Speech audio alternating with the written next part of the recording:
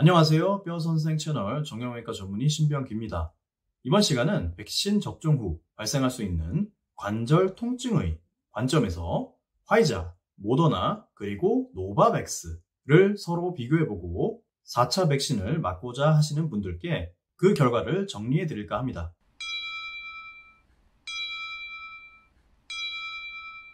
지금 이 영상을 촬영하는 2022년 4월 현재 국내에서는 코로나 백신 4차 접종이 시작됐죠. 질병관리청에서 지정한 대상은 60세 이상 연령층 중 3차 접종 후 4개월이 경과하신 분이라고 합니다.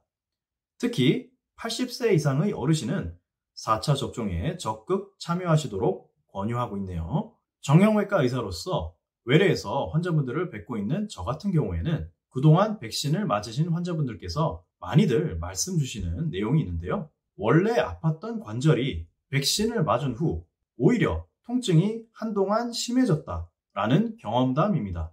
그리고 일부 환자분들은 그 관절통의 악화를 꽤 오랜 기간 호소하시기도 합니다. 따라서 이렇게 백신 후 심해지는 관절통을 경험하신 분이라면 만약 4차 접종을 맞는다면 어떻게 해야 될까 고민이 되실 것 같아요.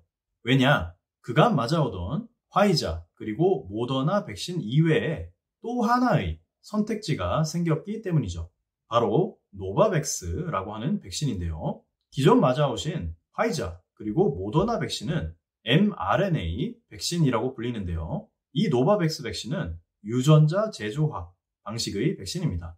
이 새로운 백신은 그간 화이자, 모더나 백신이나 아스트라제네카 백신 등의 기타 백신을 여러 가지 이유로 인해 접종받을 수 없는 분들에 대한 대안으로 제시되는 백신입니다. 따라서 이번 시간은 백신 후 발생하는 관절 통증의 관점에서 화이자, 모더나, 그리고 노바백스 백신에 대한 연구 결과를 서로 비교해보고 4차 백신을 맞고자 하시는 분들께 그 결과를 정리해드릴까 합니다. 먼저 화이자 백신입니다. 세계적으로 가장 권위 있는 학술지죠. 뉴 잉글랜드 저널 오브 메디슨에서 2020년도 발표한 연구를 한번 볼게요. 55세 이상의 인구에 있어 화이자 접종을 처음 맞은 경우 관절통을 경험할 확률은 9%로 확인됩니다. 그럼 두 번째 접종 때는 어땠을까요? 화이자로 2차 접종을 맞았을 때 관절통을 경험할 확률은 19%로 첫 번째 접종 때에 비해 높아지는 특성을 보였습니다. 사실 우리가 알고 싶은 것은 4차 접종 때의 결론이죠. 아쉽지만 제가 직접 의학 연구를 검색해 본 결과 화이자 백신의 3, 4차 접종, 즉 부스터 접종 후 관절통의 빈도를 발표한 연구는 찾지 못했어요. 그 다음은 모더나입니다. 모더나 역시 뉴 잉글랜드 저널 오브 메디슨에서 2020년도 발표한 연구를 한번 볼게요. 모더나 백신의 경우엔 1차 접종 후 관절통을 경험할 확률은 약 20%였습니다. 그럼 두 번째 접종 때는 어땠을까요? 모더나로 2차 접종을 맞았을 때 관절통을 경험할 확률은 약 50%로 첫 번째 접종 때에 비해 확연히 높아지는 특성을 보였습니다.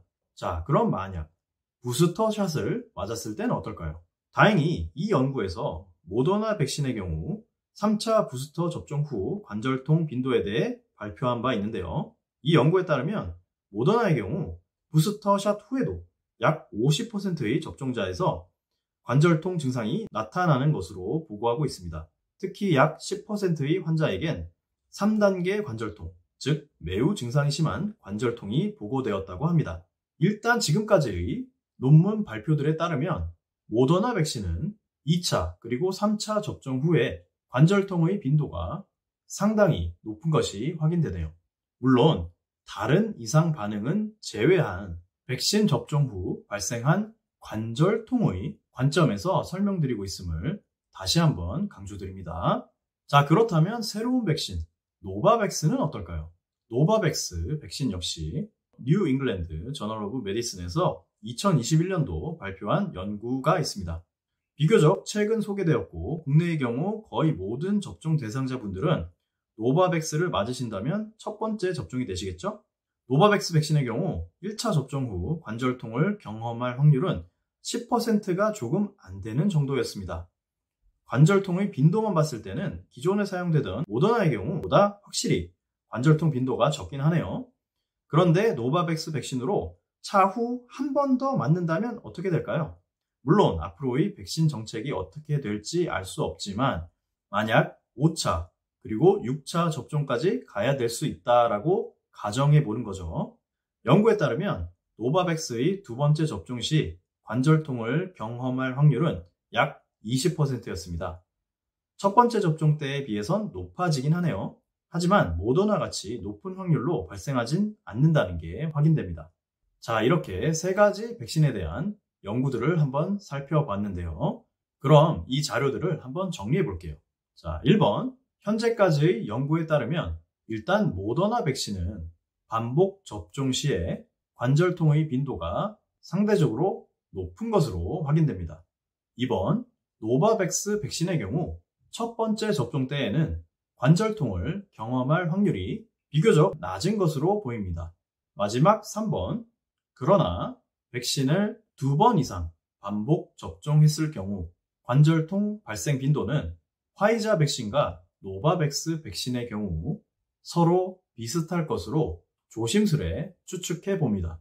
일단 이렇게 정리해 볼 수 있겠네요.